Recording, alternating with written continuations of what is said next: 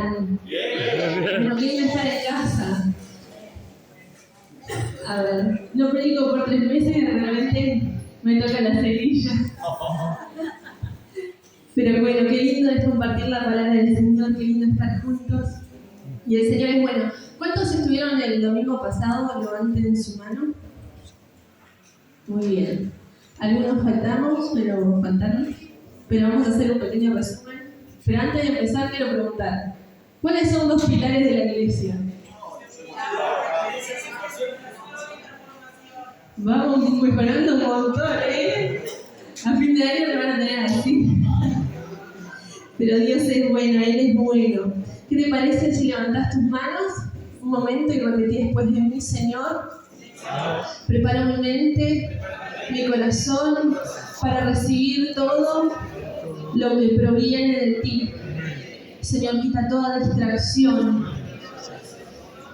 Y Padre, sé exaltado en medio de tu palabra, Señor. En el nombre de Jesús. Amén. Amén. Bueno, este es un poco la continuación de la palabra del domingo pasado, así que voy a entrar un poco a hacer un pequeño resumen. Primero empecé contándoles que Judá se encontraba en un tiempo de total decadencia. Estamos en el tiempo donde Ezequías era rey. Estaba en decadencia total porque el reino había entregado acá a su padre.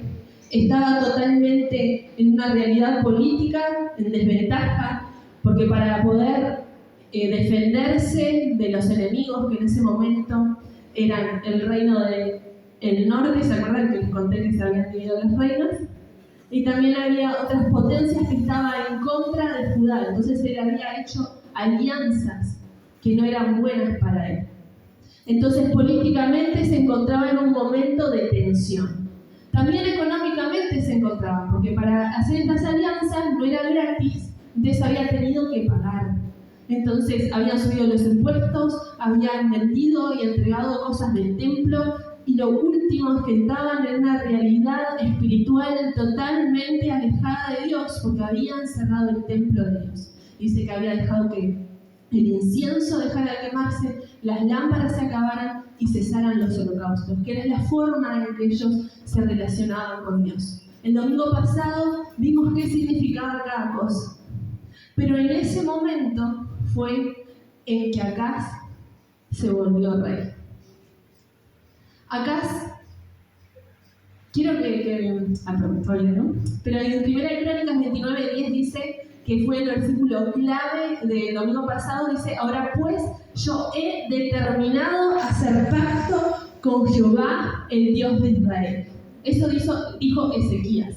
Acaz había hecho todo lo malo delante de Dios, pero Ezequías se había puesto firme y dicho: ahora pues yo he determinado hacer pacto con Jehová, Dios de Israel. Y a través de una determinación, la bendición volvió a entrar a la nación, porque volvió a poner a Dios en el lugar que le corresponde. Él volvió a abrir el templo del Señor, construyó todo lo que había sido destruido. Después dice que destruyó todas las estatuas que habían levantado otros dioses, derribó todos los lugares altos de adoración que no eran a nuestro Dios. Y Él hizo una limpieza total en el pueblo. Él hizo un orden.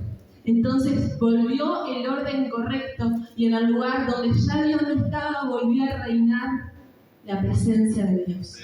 Y volvió Dios a ser el que esté en el centro de su adoración, aún el centro de su economía, el centro de... hasta políticamente después, porque acá vemos que Ezequías rompió por completo las alianzas que había hecho su padre Acaz. Y en esto lo quiero leer en 2 Reyes 18:4, que es donde hace un resumen de toda la vida de Ezequías. Voy a leer mucho hoy, así que espero que estén atentos. Y dice así: desde el 3, Ezequías hizo lo que agrada al Señor, pues en todo siguió el ejemplo de su antepasado David. Quitó los altares paganos, destrozó las piedras sagradas y quebró las imágenes de la diosa Acera. Además destruyó la serpiente de bronce que Moisés había hecho, pues los israelitas todavía le quemaban incienso y la llamaban Nehusán. Ezequías puso su confianza en el Señor, Dios de Israel.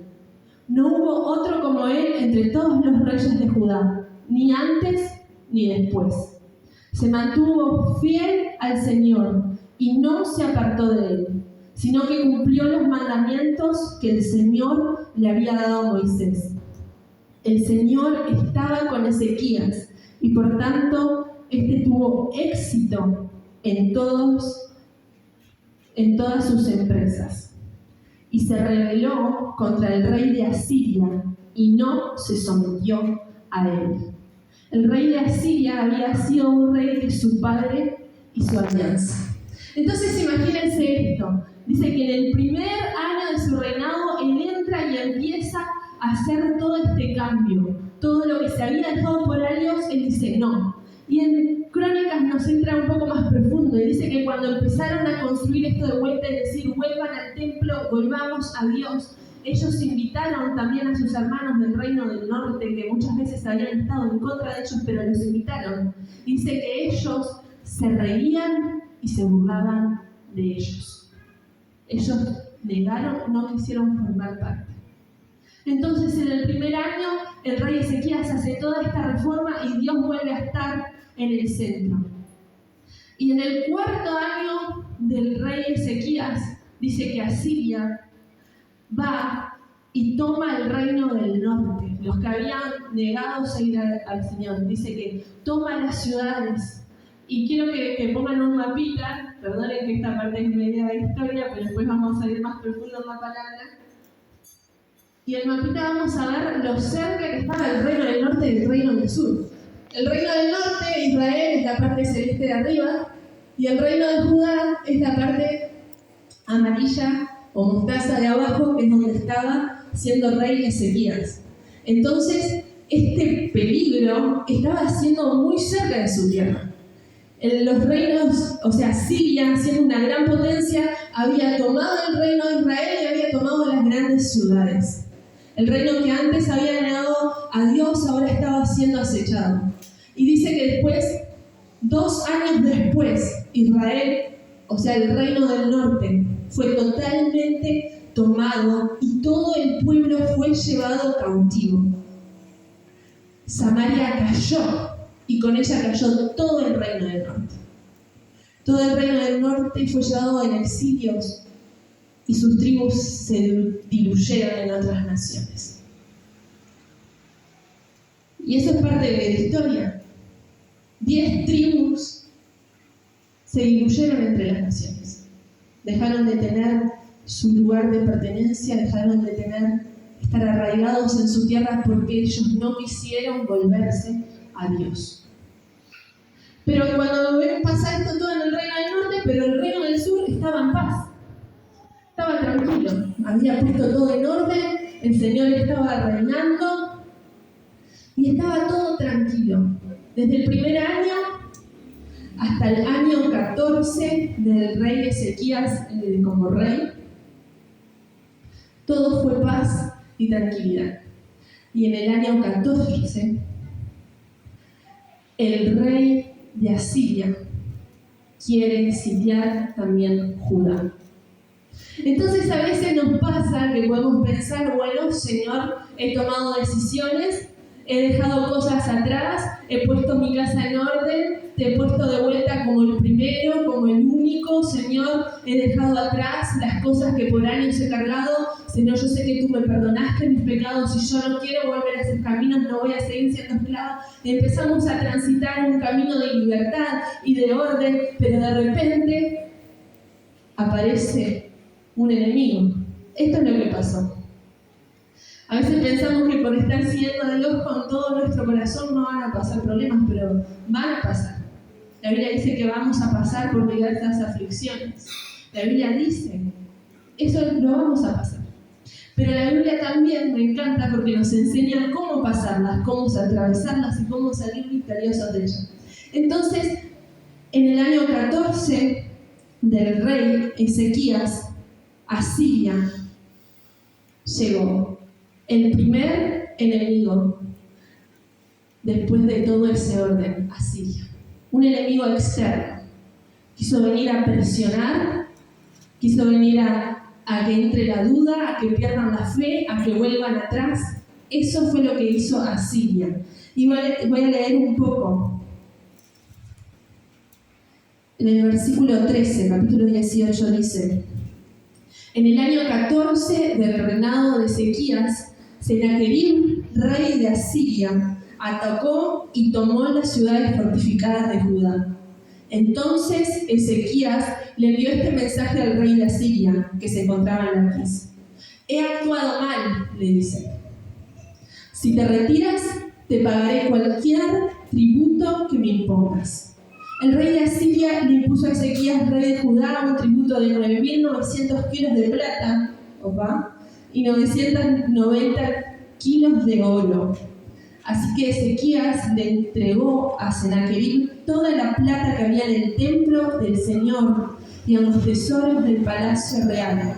Fue entonces cuando Ezequías, rey de Judá, le quitó a las puertas y los oficiales del templo del Señor el oro con que él mismo lo había cubierto, y se lo entregó al rey de Asiria.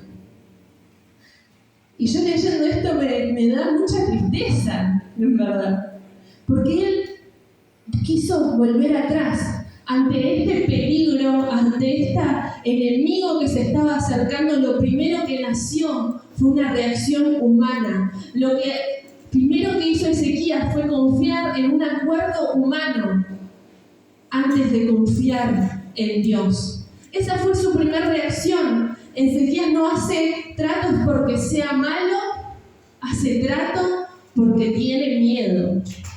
Y muchas veces nos pasa que ante una situación de miedo, en vez de recurrir a Dios, buscamos con nuestras propias fuerzas buscar una solución, confiamos en distintas cosas a nuestro alrededor, pero así no funciona la fe. La fe es tener una plena confianza de que Él cuida de nosotros, pero así funciona el miedo. Cede un poquito, que vas a estar bien. Cede algo, que todo va a estar bien. Pero tenemos que en este tiempo tener una fe y confianza profunda y genuina en Dios. Ezequías estaba cambiando dependencia por estrategia. Él quiso tomar una estrategia. Y a veces nos pasa en nuestra vida. Muchas veces nos pasa. Hay una frase que es muy famosa que dice: Dios nunca llega tarde, pero a veces llega en el último minuto. ¿Alguien lo escuchó alguna vez? ¿No? Yo me acuerdo cuando era chica la escuchaba: Dios nunca llega tarde, pero a veces llega en el último minuto. Y yo pensaba, bueno, qué buenos días. Pero te digo lo que me di cuenta cuando fui creciendo, que muchas veces no es que Dios llega en el último minuto, sino que nosotros no ponemos nuestra fe en Él, sino que primero decidimos confiar en otras cosas, confiar en nuestras fuerzas, confiar quizás en nuestro propio trabajo, confiar en distintas cosas, buscar soluciones. Y por último, cuando nos quedamos sin nada, ahí recurrimos a Dios. Y por eso creemos que Él llega en el último minuto, pero Él quiere actuar desde el primer momento si nosotros vamos, si nos rendimos a Él, si nosotros reconocemos que Él es el que gobierna nuestras vidas y el que tiene la salida de todas las situaciones. Hay que ordenarnos una vez más. Y Ezequías cedió. En este momento cedió. Aparte dice que él entregó parte del oro del templo de Dios. Estaba cediendo parte de su relación con Dios. ¿Cuántas veces por intentar tener seguridad cedemos aún nuestro tiempo con Dios? El otro día hablamos de volver a la oración, que suba ese incienso a Él, de volver a su palabra. Pero ¿cuántas veces por intentar nosotros cubrir nuestras propias necesidades, por intentar buscar atajos, por intentar buscar estrategias, cedemos aún nuestra relación con Dios? Y eso es lo que le estaba pasando a Ezequías. Tenía miedo y decidió confiar en la fuerza humana en un Dios. ¿Qué hacemos cuando las situaciones nos apretan. ¿Cedemos nuestros valores? ¿Ajustamos nuestras convicciones? Lo que antes nos parecía mal, de repente empezamos, bueno, capaz que no está tan mal. Sacrificamos el tiempo con Dios. ¿Qué es lo que hacemos cuando viene la presión exterior? Y este fue el primer enemigo que tuvo Judá. Un enemigo exterior que vino a presionar. Y llámalo como quieras. Puede ser problemas, persecución, crisis económica, llámalo como vos quieras. Pero ¿qué hacemos cuando ese enemigo viene a presionarnos? ¿Qué sale de nosotros? Y él intentó con sus fuerzas. Y todo con un solo objetivo: sentirse a salvo. ¿Cuántas veces hacemos cosas por sentirnos a salvo? Sentir que tenemos el control, sentir que podemos. Pero lo que se entrega por miedo nunca trae verdadera paz. Lo que se entrega por miedo nunca trae verdadera paz. Así que vamos a seguir con la historia. La historia sigue así. Ezequías le entregó al rey lo que quería, pero el rey no se quedó con eso. Mandó a 3 representantes con un ejército enorme a entrar a Jerusalén para hablar con Ezequías. Porque querían negociar con él, porque querían hacer algo, y entró. Y ahí Ezequías también mandó a 3 representantes. Y ahí empieza una conversación que les empiezan a decir en el versículo 19: ¿en qué se basa tu confianza?, le dice el enemigo. Tú dices que tienes estrategia y fuerza militar, pero estas no son más que palabras sin fundamento. Y después sigue diciéndolo: ¿en quién confías? ¿Quién es tu Dios?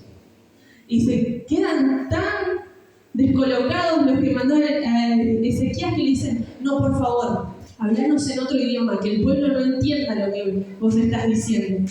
Y ellos dijeron: no, yo le vengo a decir esto a ustedes y a todos. Y aparte le dice: mirá que todos van a tener que comerse su excremento y beberse su orina. Eso le dice. O sea, le está diciendo: van a quedar todos en la lona. Y empezó a gritar y decir: oigan las palabras del gran rey, el rey de Asiria. Así dice el rey: no se dejen engañar por Ezequías. Él no puede librarlos de mi mano. No dejen que Ezequías los persuada a confiar en el Señor, diciendo, sin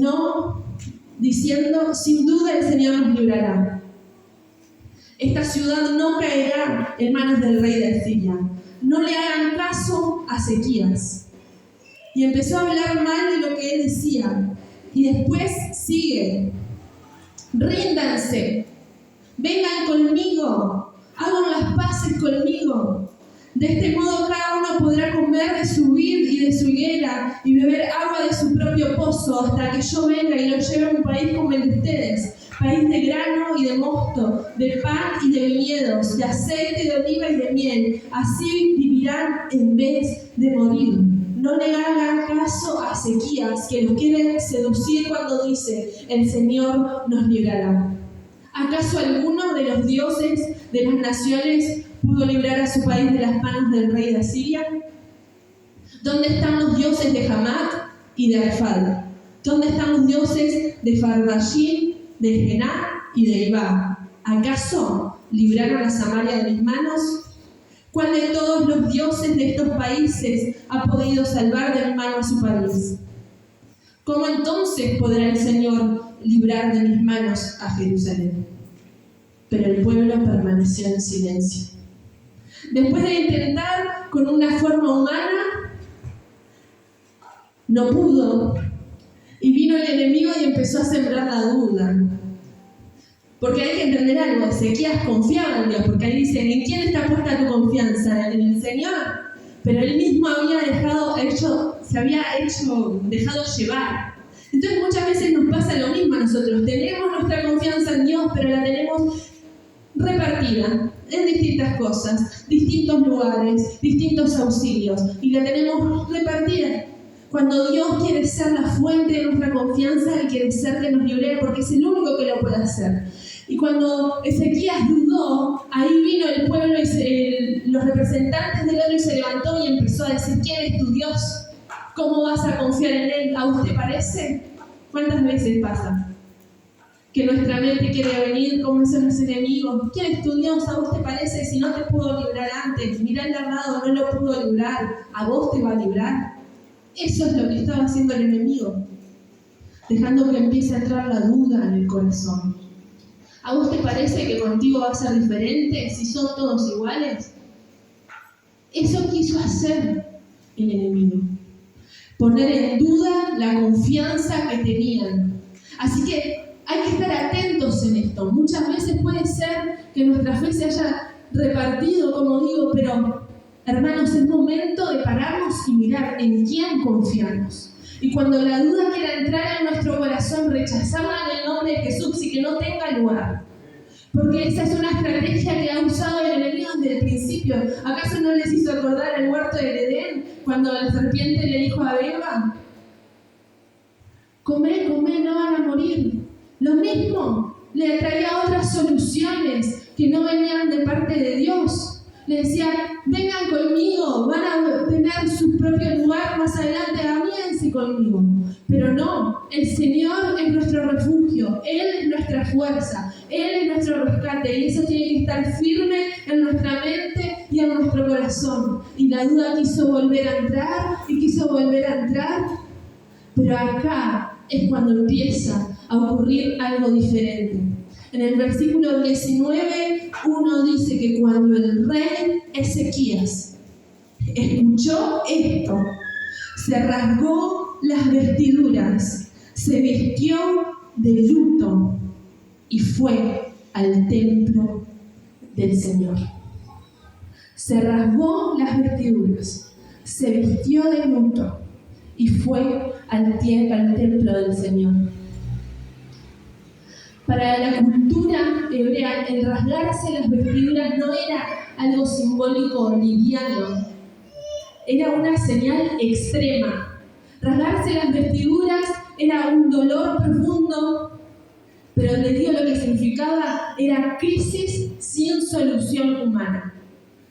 Significaba que estaban en un momento de tanto desespero que no lo podía solucionar el hombre. Eso significaba. Entonces era muy raro que un rey se rasgara los vestidos, porque él estaba diciendo: no tengo respuesta a lo que está pasando, yo no tengo el control y no puedo arreglar esto. Eso es lo que estaba diciendo Ezequías. Cuando escuchó eso, él recordó quién era su Dios y dijo: yo no puedo solucionar esto, no tengo el control. Y esa debe ser una de las primeras actitudes que tenemos que tener nosotros y cómo tenemos que caminar en la vida. Cuando venga el enemigo, cuando quiera venir la duda, cuando quieran venir esas dudas a nuestro corazón, como no vas a poder, vos que pensás que vas a salir adelante, no, yo no puedo, yo no tengo el control, pero tengo de mi lado al que sí puede, al que sí tiene el control y al que está sentado sobre todo. Pero no nos olvidemos: yo no puedo, yo no tengo el control, no tengo respuesta. Y a veces se nos olvida. Y a veces queremos buscar estrategias humanas cuando la mejor estrategia viene del cielo. Lo otro que hizo fue vestirse de cilicio. El cilicio era una tela áspera, incómoda, que se ponían, que lo usaban normalmente cuando había una persona en duelo, cuando había un pecador arrepentido. Ezequías se había dado cuenta de que había buscado por sus propias fuerzas, pero que él solo no podía. Entonces, al ponerse el cilicio, es el reconocimiento de la fragilidad, reconocimiento de que solo no se puede. Y eso también es otra cosa que tenemos que hacer. Ante el enemigo, ante la duda, ante lo que quiera entrar, ante la adversidad, ante las presiones. Yo no puedo, como decíamos, yo no tengo el control, yo no puedo arreglar esto, pero también reconozco como mi fragilidad. renuncio a mi comodidad porque sé que cuando soy débil, Él se hace fuerte. Sé que cuando soy débil, Él se hace fuerte. Y por último, entra al templo del Señor. Entra buscando ayuda, entra buscando socorro. Antes entró por miedo a buscar una solución humana, llevó el oro a las puertas, pero ahora entró al templo buscando el rostro del Señor, buscando ese oportuno socorro, diciendo: yo no puedo, yo no sé, esto se escapa de mis manos, pero yo sé quién es el que puede y quién va delante de mí. Yo sé de quién es este pueblo, Él ya lo había entregado a Dios. Yo sé de quién es mi familia, tenés que decir: yo sé de quién es mi casa, yo sé de quién es mi matrimonio, yo sé de quién son mis hijos, yo sé de quién es mi futuro. Y cuando quiera entrar la duda, hay que pararse firme en fe, hay que reconocerlo y hay que entrar al lugar donde viene el oportuno socorro. Entrar al lugar de donde viene el oportuno socorro. Y Él no negó la amenaza, era una amenaza real. Asiria era un imperio que había arrasado con el mundo en esa época. Era una amenaza real, era para estar realmente sentado. Pero decidió dejar y sacarla en el único que podía traer soluciones. Y ahí viene nuestra decisión. Cuando hay situaciones, enemigos, que nos hacen pensar y dudar, que quieren venir a cuestionar el carácter de Dios, que quieren minimizar su poder, cuando aún nuestra propia mente por momentos no está creyendo, ¿qué vamos a hacer? ¿Vamos a responder queriendo tener el control o vamos a responder con rendición? Ahí está la diferencia. ¿Vamos a responder con control o vamos a responder con rendición? Y este es un tiempo de responder con rendición, para que el ataque del enemigo no tenga lugar en nuestras vidas, en nuestras familias. Es momento de responder con rendición. Y la historia sigue. Ahí Dios le habla y le dice: no temas por las blasfemias que has oído. Esto está en el capítulo 19, versículo 6. No temas por las blasfemias que has oído y que han pronunciado contra mí los subalternos del rey de Asiria. Mira, voy a poner un espíritu en él, de manera que cuando oiga cierto rumor se regrese a su propio país. Y allí haré que lo maten a filo de espada. O sea, Dios le estaba diciendo: por donde vinieron, van a volver. Y también va a tener su merecido. Y el pueblo no iba a tener que hacer nada. Iba a ser Dios. Pero después de esto vuelve a querer entrar la duda. Parece que Dios te habla una vez, parece que Dios te hace sus promesas, que después de ordenar todo, viene el ataque, que te rendís una vez más, y cuando parece que hay respuesta, muchas veces quiere volver a entrar la duda, y es como una batalla. Y ahí dice que en el versículo 10, que volvieron y dijeron: no dejes que tu Dios en que confías te engañe. Cuando dice: no caerá Jerusalén en manos del rey de Asiria. Sin duda te habrás enterado de lo que ha hecho a los reyes en todos los países, destruyéndolos por completo. ¿Y acaso te vas a librar tú? A veces viene una promesa de Dios después del orden a firmarnos, y de vuelta quiere entrar la duda. De vuelta quieren volver atrás, de vuelta vienen los pensamientos. ¿Acaso me voy a librar yo? ¿Acaso será verdad lo que Dios me dijo? ¿Acaso serán verdad sus promesas? Y quiere venir la duda, sembrar la duda una vez más y entrar en nuestra mente. Pero te quiero decir algo: la promesa de Dios tiene que ser más alta que cualquier duda, que cualquier cosa que quiera venir. Y te digo lo que hizo Ezequías: Esquías tomó la carta en mano donde decían todas esas amenazas y dice que subió al templo del Señor, la desplegó delante del Señor. Versículo 15.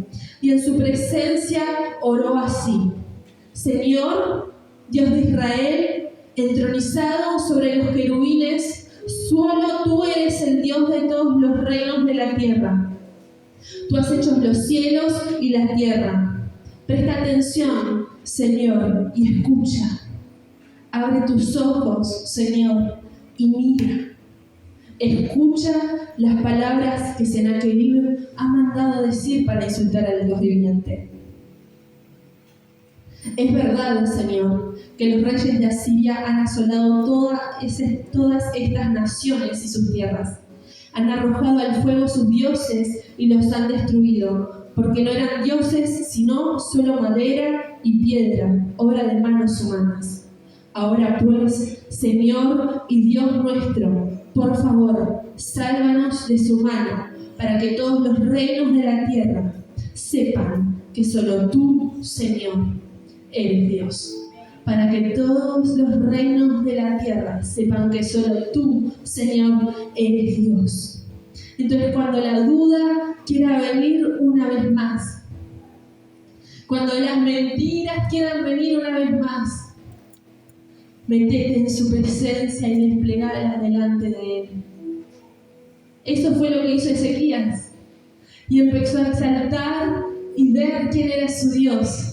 Empezó a exaltar su nombre, empezó a levantarlo en alto, empezó a ver en quién él había creído, empezó a ver quién era Dios, que no se te olvide quién es tu Dios.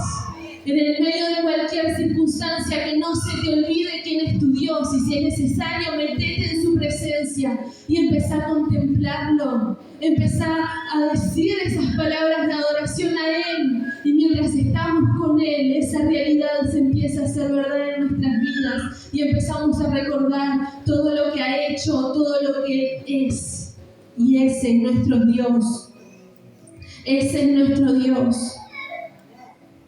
Y seguir con esa actitud de humillación. Señor Dios nuestro, por favor, sálvanos de sus manos para que todos los reinos de la tierra sepan que solo tú eres Señor. Señor, no quiero salir victorioso de esta para engrandecerme, sino para que seas tú el grandísimo. Señor, yo no quiero que solucionar las cosas simplemente para estar bien, sino quiero que tu nombre sea exaltado en toda la tierra a través de mi vida.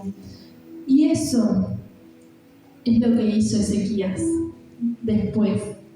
Primero se equivocó, todos nos equivocamos alguna vez. Pero lo importante es volver una vez más ante el Señor. Reconocer, no tengo respuestas, no tengo el control, no puedo arreglarlo. Reconocer nuestra fragilidad y buscar su rostro en profundidad. Y cuando quieran venir a sembrar dudas, ir de vuelta a su presencia vez tras vez. Allí es nuestro lugar seguro, y en donde aún todo pensamiento que no proviene de Él se va a callar, donde toda duda se va a aplacar, es en su presencia.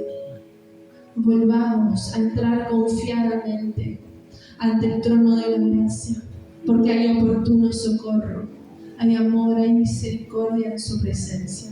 Pero entremos. Y este fue el primer enemigo que venció a Ezequías. Y antes de terminar quiero hablar de otro enemigo.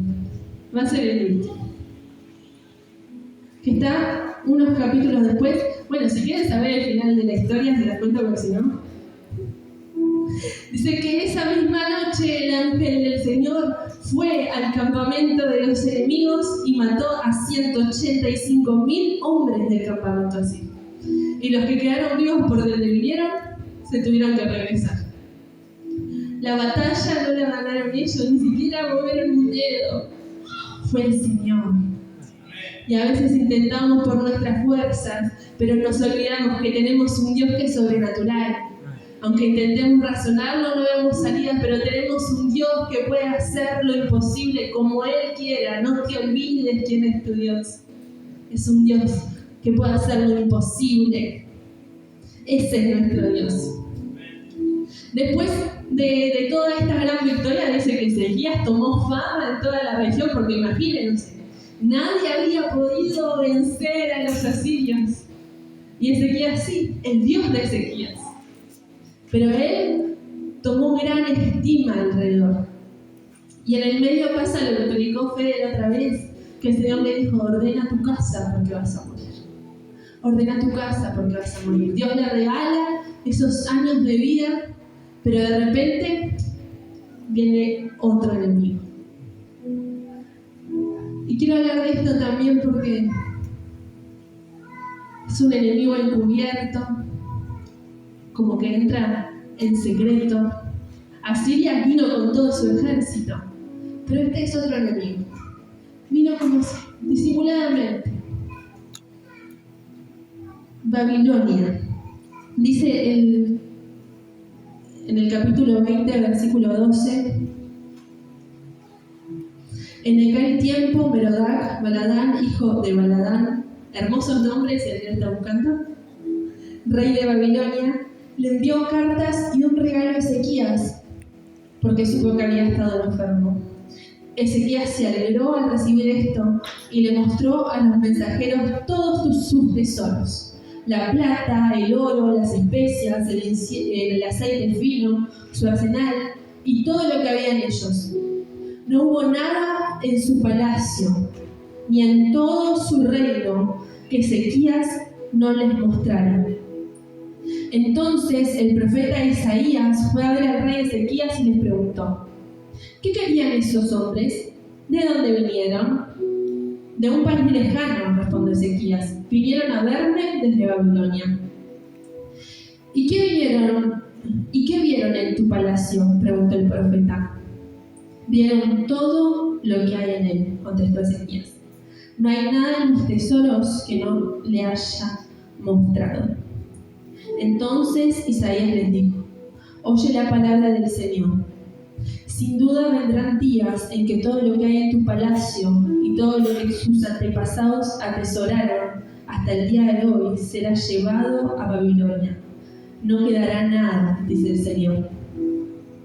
Y algunos de tus hijos y tu descendencia serán llevados para servir como eunucos en el palacio del rey de Babilonia. Es triste este final. Bueno, después igual termina bien, pero este enemigo fue un enemigo distinto. El otro vino con ejércitos, con ruido. Este vino con regalos, con palabras suaves, con un interés amistoso. Y Ezequías le abre la puerta. Le abre la puerta a que vea todos los tesoros, a que vea todo lo que tiene. Le abre la puerta de su vida. Y este enemigo es un enemigo encubierto, muy interno. En otro, creo que es en Isaías, en Crónicas, que habla que Dios en este momento lo había dejado para probar lo que había verdaderamente en su corazón. Y ante este momento, Él decidió el reconocimiento: miren todo lo que conseguí, miren todo lo que tengo. Entren a mi casa, le mostró todo. Pero el enemigo silencioso fue que antes había empezado a entrar el orgullo en el corazón, que había empezado a entrar esa independencia. Los logros habían entrado tan sigilosamente en su corazón que lo estaban apartando de quién era la gloria realmente. Y a veces en nuestra vida pasa eso. Pueden haber enemigos que son totalmente notorios, pero hay enemigos silenciosos que quieren venir a gobernar la vida, a contaminar. La palabra dice que no se oponga el sol en tu enojo, ni des lugar al diablo. A veces con pequeñas cosas abrimos la puerta. Abrimos la puerta a que el enemigo pueda entrar. Abrimos la puerta en esos enojos sin solucionar. Abrimos la puerta cuando hay resentimiento, cuando hay rencor, cuando hay cosas que dejamos como en el pasado, pero entraron sigilosamente y son para destrucción porque abren una puerta al enemigo. Esto parecía muy inofensivo, pero había una puerta al enemigo que dice que años después iba a llevarse a todos cautivos. Así que hay que tener cuidado. Y aun cuando todo parece en paz, seguir rindiéndonos, seguir sabiendo que no podemos, que lo que tenemos no es por nuestra cuenta, sino que proviene de Dios. Que lo que tenemos no es por nuestros propios méritos, sino por el que ya ganó el mérito. Así que el orden es importante, pero tenemos que estar alertas de los enemigos externos y de los enemigos internos que quieren venir para destrucción. Sabemos que la palabra dice que el enemigo anda como león rugiente buscando a quien devorar, pero también dice que huyan del diablo y él huirá de vosotros. Que resistan al diablo y él huirá de vosotros. Dice, bueno, él está buscando a quien devorar, pero ustedes sean despiertos, resistan. Eso es lo que nos está diciendo. No hay que tener miedo, hay que estar en una posición de resistencia, sabiendo y humillados completamente todo el tiempo. Resistan. El orden es importante, pero después viene la resistencia. Dejar que Dios siga gobernando nuestras vidas vez tras vez. Y eso es lo que nos va a llevar a la multiplicación. Un orden acompañado de resistencia que trae esa limpieza y esa santidad a nuestras vidas. Así que, ¿qué te parece si te pones de pie?